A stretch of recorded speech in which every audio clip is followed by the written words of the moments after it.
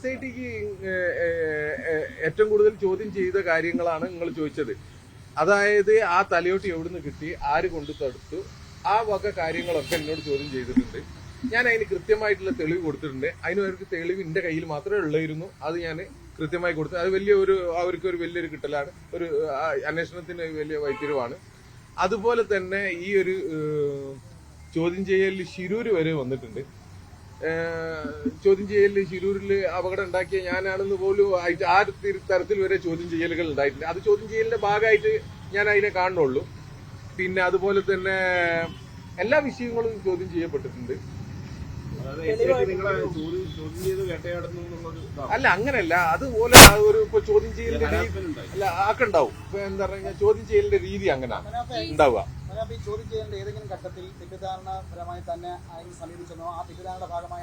അങ്ങനെയല്ല. ഇതിപ്പോ ഞാൻ നിങ്ങൾക്ക് വ്യക്തമായിട്ട് ഒരു കാര്യം പറയാം. ഇത് സത്യസന്ധമായ പോരാട്ടമാണ്. ഈ പോരാട്ടം നയിക്കുന്നത് സാധാരണ ജനങ്ങളാണ്. ഈ പോരാട്ടം നയിക്കുന്നത് വലിയ പ്രമുഖരോ വലിയ നേതാക്കന്മാരോ ഇതിന്റെ മുന്നേ ഒരുപാട് പോരാട്ടങ്ങൾ നടത്തി എക്സ്പീരിയൻസ് ഉള്ള ആളുകളല്ല.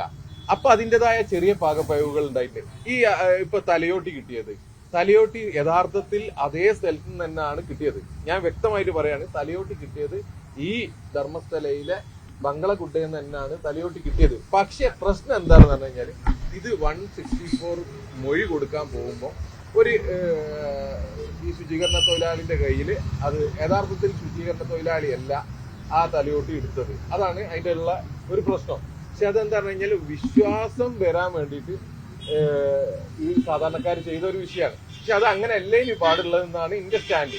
അതായത് 164 സ്റ്റേറ്റ്മെന്റ് കൊടുക്കുമ്പോൾ ഈ തലയോട്ടി കണ്ടതിനോട് മാത്രമല്ല SITക്ക് അന്വേഷണത്തിനുള്ള ഉത്തരവ് കോടതിയിൽ നിന്ന് കിട്ടിയത്. പക്ഷെ ഇവരെന്താ പറഞ്ഞു കഴിഞ്ഞാൽ അതിനൊരു കാരണമുണ്ട്. കാരണം എന്ന് പറഞ്ഞാൽ 2012 മുതൽ 2025 വരെ നിരന്തരമായി ലക്ഷക്കണക്കിന് ആളുകൾ പോരാടി കൊണ്ടിരിക്കുന്ന ഒരു വിഷയമാണ്. ഒരാളോ രണ്ടാളോ അല്ല, പല പോരാട്ടത്തിന് ആളുകളെ ഓരോ പരിപാടികൾ സംഘടിപ്പിച്ചാൽ വെൽത്തങ്കടി നിറഞ്ഞു കവിയും. 5 ലക്ഷം 6 ലക്ഷം പേരൊക്കെയാണ് ആ പോരാട്ടത്തിലുള്ളത്. പക്ഷെ എന്നിട്ട് പോലും ഈ ഒരു SIT രൂപീകരിക്കുന്നതിലേക്കോ പ്രത്യേക അന്വേഷണത്തിലേക്ക് രൂപീകരിക്കുന്നതിലേക്കോ കാര്യങ്ങൾ എത്തിയില്ലേനും. അപ്പൊ അതുകൊണ്ട് എന്താ പറഞ്ഞു കഴിഞ്ഞാൽ അവരുടെ ഒരു ഭയം എന്താ പറഞ്ഞു കഴിഞ്ഞാൽ ഇപ്രാവശ്യം ഇങ്ങനെ ഒരാൾ വന്നിട്ട് പോലും ഇനിയും എന്താ പറഞ്ഞു കഴിഞ്ഞാൽ അന്വേഷണം ഉണ്ടാവില്ല എന്നുള്ള ഒരു സാധാരണക്കാരന്റെ ഒരു ചെറിയൊരു കാഴ്ചപ്പാടിന്റെ ഒരു പ്രശ്നമാണ് അതുണ്ടായത്. അത്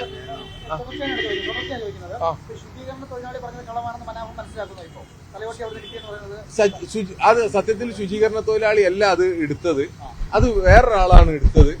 ശുചീകരണ തൊഴിലാളി പക്ഷെ അത് വിചാരിച്ചിട്ട് ശുചീകരണ തൊഴിലാളി മൊത്തത്തിൽ ഒരു ഫേക്ക് പേഴ്സൺ ആണെന്ന് വിചാരിക്കരുത്. ഈ ശുചീകരണ അതെ, അത് SIT പറയണോ. പക്ഷെ നമ്മളെല്ലാരും കണ്ട ഒരു വിഷയം തന്നെ ഉണ്ട്. ഈ ശുചീകരണ തൊഴിലാളിക്ക് കിട്ടാവുന്ന സ്ഥലങ്ങൾ 70ഓളം സ്ഥലങ്ങളുണ്ട്. അതിലാകെ 17 സ്ഥലമാണ് ഇതുവരെ തെരച്ചിൽ നടത്തിയത്. അതിൽ തന്നെ പല സ്ഥലത്തു നിന്നും കിട്ടിയിട്ടുണ്ട്, അസ്ഥികൾ കിട്ടിയിട്ടുണ്ട്. അല്ല, വേറെ ഒന്നുണ്ട്. ആ തലയോട്ടി ആരാണോ യഥാർത്ഥത്തിൽ എടുത്തത് ആ ആള് ആ തലയോട്ടിന്റെ ബാക്കി ഭാഗങ്ങളും എടുത്തു കൊടുത്തിട്ടുണ്ട് SIക്ക്. അതുപോലെ തന്നെ അതിൽ കൂടുതൽ അസ്ഥികൾ അവിടുന്ന് ഇപ്പൊ കിട്ടിയിട്ടുണ്ട്. അല്ല, സുജാത ഭട്ട്, ഞാൻ എന്നെ സംബന്ധിച്ചിടത്തോളം സുജാത ഭട്ടിനെ 1-2 ഞാൻ വീഡിയോ ചെയ്തിട്ടുണ്ട്. സുജാത ഭട്ട് പറയുന്ന കാര്യങ്ങളിൽ അന്ന് എന്റെ ചാനലിൽ പോയി കണ്ടാൽ മനസ്സിലാവും. പല സമയത്തും പല രീതിയിലുള്ള സംസാരമാണ്. അത് അവരുടെ പ്രായവും അവരുടെ മാനസികാവസ്ഥയും മോശമാണ്, മനസ്സിലാക്കണം. അപ്പൊ എന്താ പറഞ്ഞു കഴിഞ്ഞാൽ പെട്ടെന്ന് ഒരാൾ വന്നിട്ട് നമ്മളെ ഒരു പോരാട്ടത്തിന്റെ ഇടയിൽ എനിക്ക് ഒരു നീതി മേടിച്ചു കൊണ്ടുപോകാന്ന് പറഞ്ഞിട്ട് വരുമ്പോൾ സ്വാഭാവികമായിട്ടും എല്ലാവരും എന്ത് ചെയ്യും എന്ന് പറഞ്ഞു കഴിഞ്ഞാൽ അത് പരിഗണിക്കും. അത്രേ ചെയ്തിട്ടുള്ളൂ. പക്ഷെ എന്താ പറഞ്ഞു കഴിഞ്ഞാൽ അവർ കൂടുതൽ നേരം ചാനലിന്റെ മുന്നിലേക്ക് സംസാരിക്കാൻ വന്നതാണ് എന്തായത് ഈ കാര്യങ്ങൾ. ഇതല്ലാതെ അവിടെ മറ്റുള്ള സൗജന്യന്റെ കേസായിക്കോട്ടെ, വേദവല്ലിന്റെ കേസായിക്കോട്ടെ, മറ്റേ പത്മലതന്റെ കേസായിക്കോട്ടെ, യമുന നാരായണന്റെ കേസായിക്കോട്ടെ, ലക്ഷ്മിന്റെ കേസായിക്കോട്ടെ, ഇങ്ങനെ നിരവധി കേസുകൾ. നിങ്ങളൊരു കാര്യം പ്രത്യേകം മനസ്സിലാക്കേണ്ടത്, ഒരു ചെറിയ ഗ്രാമത്തിൽ ഒരുപാട് കൊലപാതകം നടന്ന് FIR ഇട്ടിട്ടുണ്ട്. അതുപോലെ തന്നെ ഈ എന്താ പറയാ പോസ്റ്റ്മോർട്ടം റിപ്പോർട്ട് ഉണ്ട്. ഇതിലൊക്കെ കൊലപാതകം എന്ന് പറഞ്ഞിട്ടുള്ള ഒരു പറ്റം കേസുകളിൽ ഒരു കേസ് പോലും പ്രതിയെ പിടിച്ചിട്ടില്ല. ധർമ്മസ്ഥലയിലെ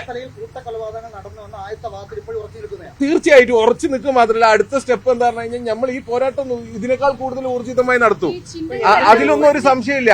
ഞാൻ പറഞ്ഞത് എന്താണ്, ഒരു ഇപ്പൊ എന്താണ് മാധ്യമങ്ങളോട് എനിക്ക് പറയാനുള്ളത്, പോരാട്ടത്തിന്റെ ഭാഗമായിട്ട് ജസ്റ്റിസ് ഫോർ സൗജന്യന്റെ ആളുകൾക്ക് 1-2 തെറ്റ് പറ്റി, ചെറിയ തെറ്റുകളാണ്. പക്ഷെ എന്താ പറഞ്ഞു കഴിഞ്ഞാൽ അത് ഇവിടെ ഹൈലൈറ്റ് ചെയ്ത് കാണിക്കാണ്. പക്ഷെ അതിനേക്കാൾ കൂടുതൽ അവിടെ സത്യസന്ധമായ കാര്യങ്ങൾ നടക്കുന്നുണ്ട്. എനിക്ക് ചില കാര്യങ്ങളൊന്നും ഇന്നിപ്പോ വെളിപ്പെടുത്താൻ പറ്റാത്ത സാഹചര്യം ആയതുകൊണ്ടാണ് ഞാൻ എന്റെ കണ്ണാലെ കണ്ട പല കാര്യങ്ങളും അവിടെ ഉണ്ട്.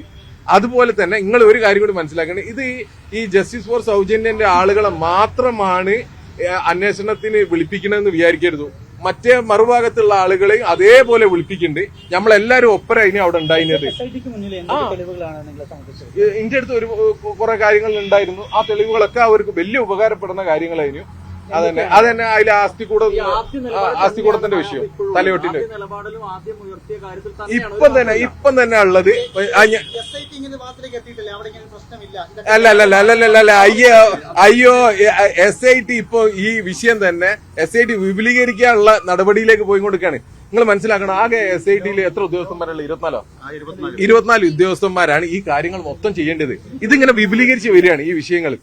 ഇന്നെ പോലെയുള്ള കുറെ ആളുകളെ നിങ്ങൾ മനസ്സിലാക്കേണ്ടത്, ഇന്ന അന്വേഷിച്ച കാര്യം തന്നെ ഇന്ന ഒരാൾ ഒരു റൂമിൽ, അതുപോലെ തന്നെ ഇതിൽ പെട്ട എല്ലാരെയും പല റൂമുകളിൽ ഇരുത്തിയിട്ടാ ചോദ്യം ചെയ്യുന്നത്.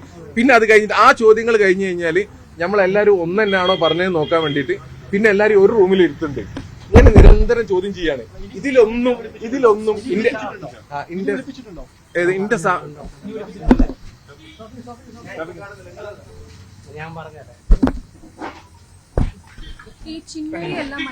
ഇന്റെ സാമ്പത്തിക സ്രോതസ് ഞാനാണ് ഇതിന് ഫണ്ട് ചെയ്തത്. ഞാനാണ് അൽ ജസീറ ചാനലിനെ കൊണ്ടുവന്നത്. A to Z കാര്യങ്ങൾ എനിക്ക് പോലും മണ്ടത്തരായിട്ട് തോന്നിയ പല ചോദ്യങ്ങളും ചോദിച്ചിട്ടുണ്ട്.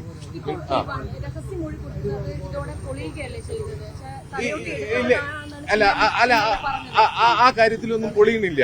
ഇപ്പൊ ചിന്നയ്യനെ സുരക്ഷിതമായ ജയിലിലാണ് വെച്ചത്. കാരണം എന്താ പറഞ്ഞു കഴിഞ്ഞാൽ പുറത്തിറങ്ങിയാൽ ജീവന് ഭയണ്ട്, അയാളെ ജീവന് ഭീഷണി.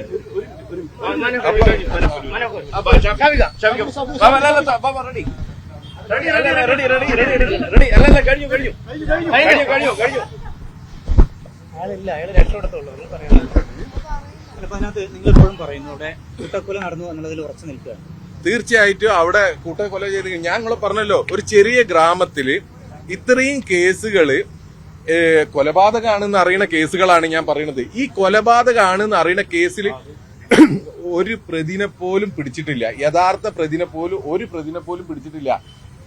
അത് ഈ ഒരു സിസ്റ്റത്തിന്റെ ഏറ്റവും വലിയ ഫെയിലിയറാണ്. അത് നിങ്ങൾ എല്ലാവരും മനസ്സിലാക്കണം. ഒരു ഗ്രാമത്തിൽ ഇത്രയും കൊലപാതകം നടന്നു ഒരാളെ പോലും പിടിക്കുന്നില്ല പറഞ്ഞു കഴിഞ്ഞാല് അത് ഞാൻ ജീവിക്കുന്ന ഈ ഇന്ത്യയിൽ ഞാൻ ഏതായാലും അതിന് എതിരെ പോരാടാൻ തന്നെ തീരുമാനം. വിനോദ് മേക്കോത്തും നൗഷാദ് തെക്കയിലും ഉണ്ട് എന്റെ പിന്നിൽ. അല്ല അതിലൊരൊറ്റ കാര്യം കൂടി ഞാൻ ഇതിൽ സ്പഷ്ടമായിട്ട് പറയാൻ ഉദ്ദേശിക്കുന്നുണ്ട്. അതായത് ഇപ്പൊ ഇന്ന് രാവിലത്തെ ഒരു പ്രമുഖനായ മാധ്യമ പ്രവർത്തകൻ പറഞ്ഞു, കാള പെറ്റപ്പം മനാഫ് കയറെടുത്ത് പോയിന്ന്. ഒന്നാം തരം പശുവാണ് പെറ്റത്. ആ പശുവിന് നല്ല പാലുണ്ട്. ജേഴ്സി പശുവാണ് പെറ്റത്.